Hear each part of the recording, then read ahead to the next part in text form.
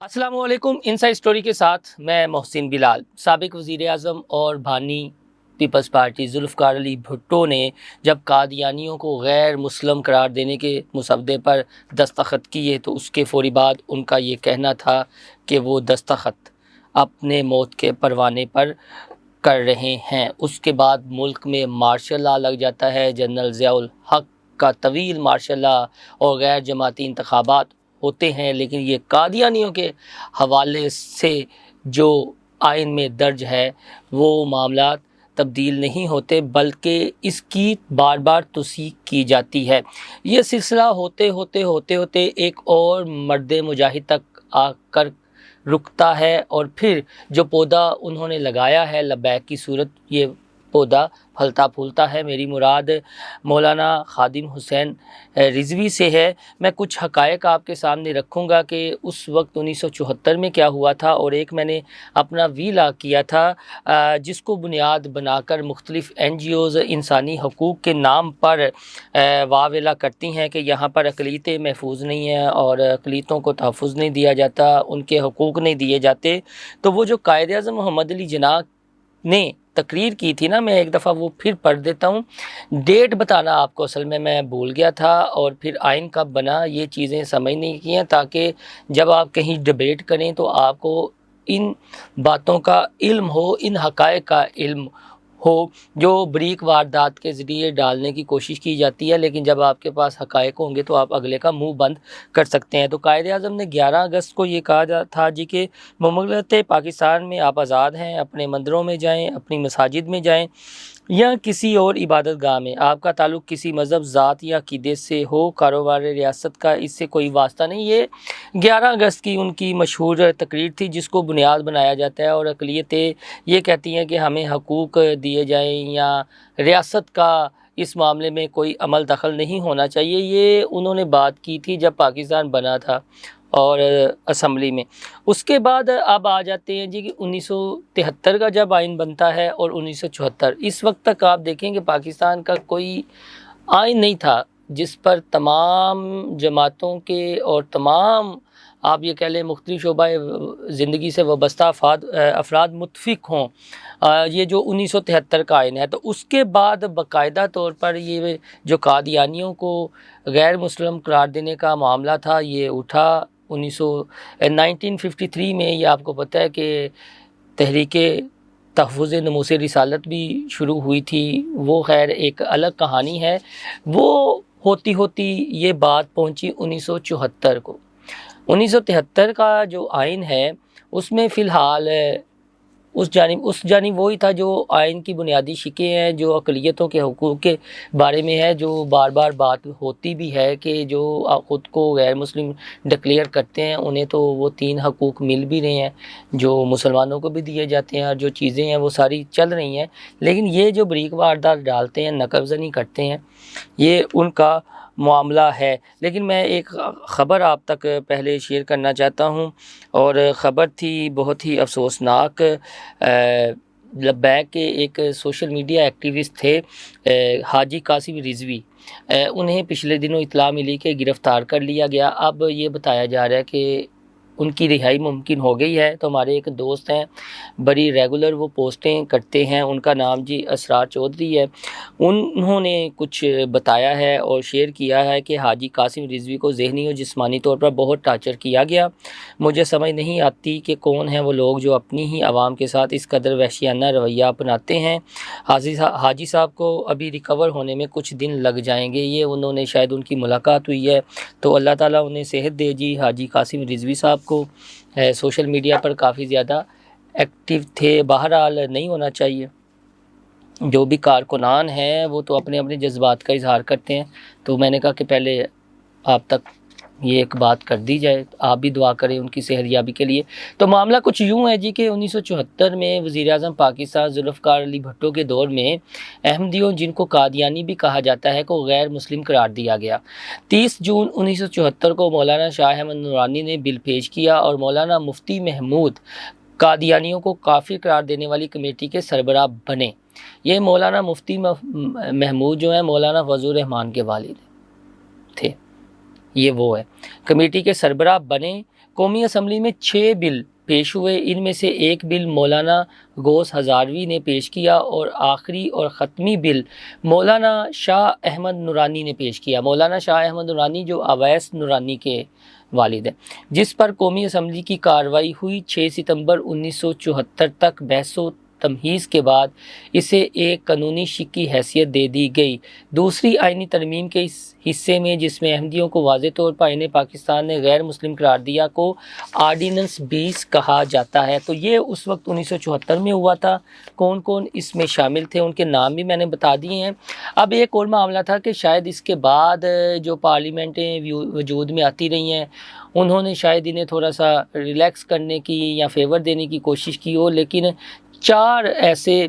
موقع تھے کہ جہاں پر بار بار 1974 والے معاملے کی تصحیح ہوئی قادیانیوں کے حوالے سے کہ یہ غیر مسلم ہیں۔ جب تک یہ خود کو غیر مسلم ڈکلیئر نہیں کرتے اور اقلیت تصور نہیں کرتے، اور یہ جو اپنی چھاپ لگاتے ہیں اپنے اوپر اور کاپی پیسٹ کرتے ہیں، اس کو نہیں مانتے، تب تک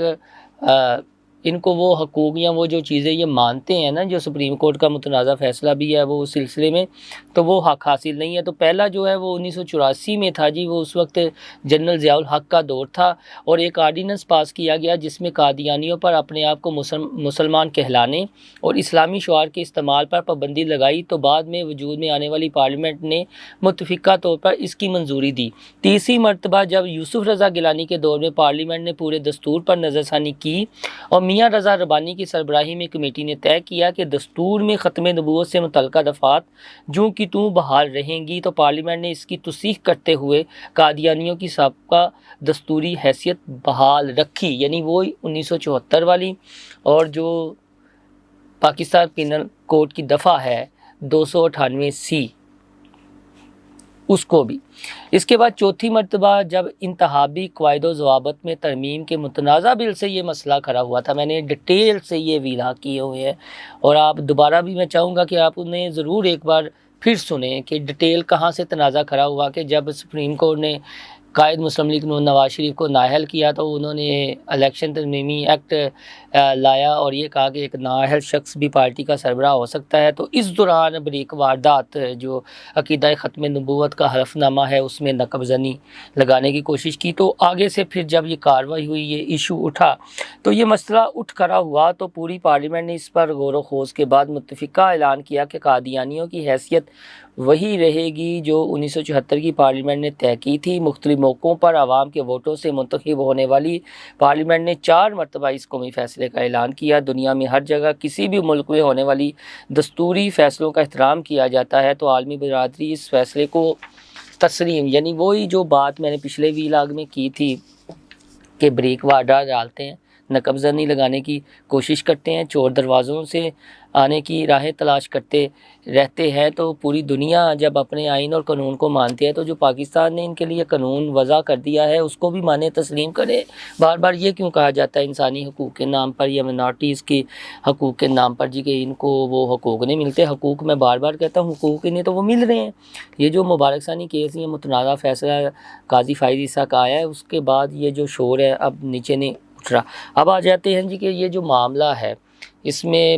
بہت بڑے بڑے نام ہیں، ان کا نام جو ہے ایک پورا اس کے لیے ویلاگ چاہیے یا تفصیل کے ساتھ، لیکن میں تو سلسلہ تھوڑا سا شروع کر رہا ہوں جی 1974، یعنی جب ذوالفقار علی بھٹو نے کہا اس مسودے قانون ساز مسودے پر دستخط کیے اور یہ کہا جی کہ میں اپنے پروانے پر کہ موت کے پروانے پر دستخط کر رہا ہوں، اور اب یہ بات آتے آتے 2024 ہے۔ اس سے پہلے علامہ خادم حسین رضوی جب یہ نقب زنی لگانے کا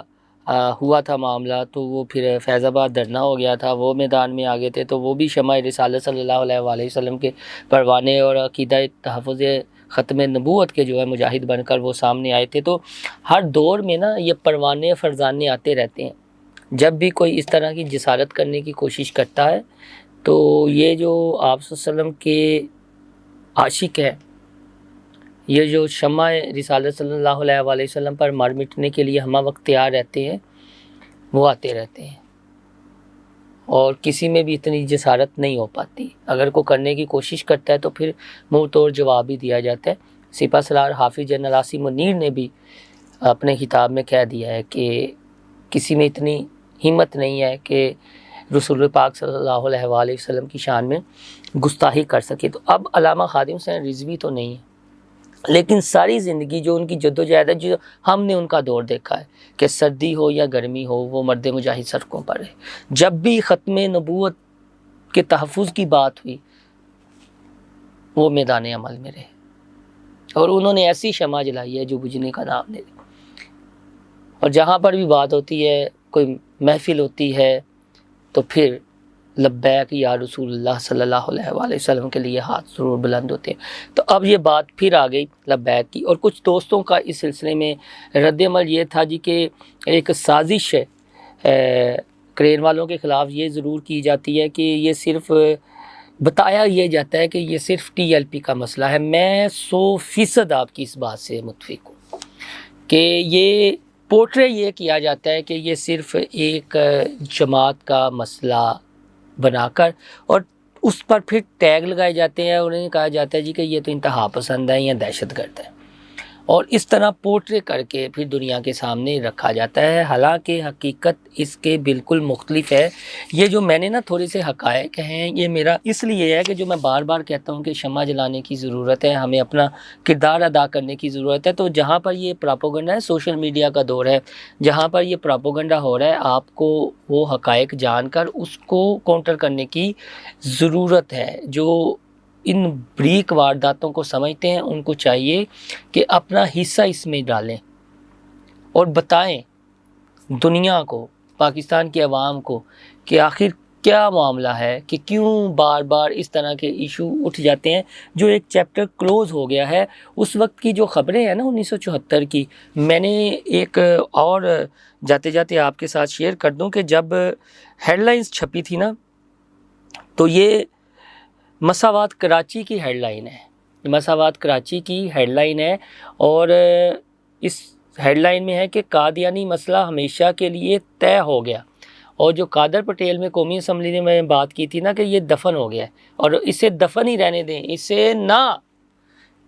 کریں، ورنہ یہ جو آگ لگے گی یہ کسی سے سنبھالی نہیں جائے گی۔ تو اس لیے بارہا سارے کہتے ہیں کہ نظر ثانی کر لی جائے اور پارلیمنٹ سے دوبارہ توثیق لے لی جائے، اور جو مفتی منیب الرحمان نے کہا ہے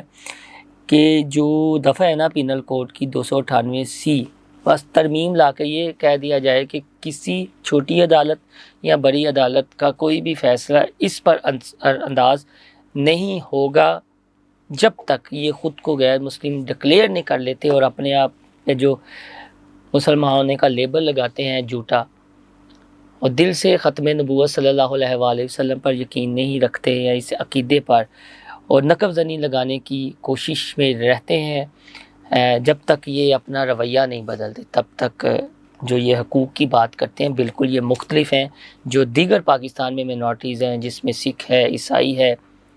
ہندو ہیں، ان سے یہ ہٹ کے معاملات ہیں ان کا بالکل۔ تو یہ وہ ہے معاملہ سارا ویلا کرنے کا، یہ جو فالو اپ دینے کا مقصد یہی تھا، چونکہ اگست کے بعد ستمبر آ رہا ہے، اور 7 ستمبر کو 1974 کو یہ جو انہیں غیر مسلم قرار دیا تھا یہ دستخط ہوئے تھے، تو میں نے کہا کہ آپ کے ساتھ یہ ہسٹری بھی شیئر کرنی چاہیے۔ جو معاملہ چل رہے ہیں وہ تو ساتھ ساتھ چلتے رہیں گے، کاروباری زندگی ہے، یہ تو نہیں رکے گا، لیکن یہ چیزیں ضرور آپ اپنے ذہن میں رکھیے گا، اور درخواست یہ ہے کہ اپنے دوستوں کے ساتھ اسے زیادہ سے زیادہ شیئر کیجیے گا۔ ہمارا چینل انسائیڈ اسٹوری لائک اور سبسکرائب کرنا نہ بھولیے گا، اور یاد سے بیل آئیکن کا بٹن بھی دبا لیجیے گا۔ کوئی فیڈ بیک دینا چاہیں یا کوئی اس حوالے سے ہماری رہنمائی فرمانا چاہیں تو ہمارا یہ پلیٹ فارم حاضر ہے۔ اللہ حافظ۔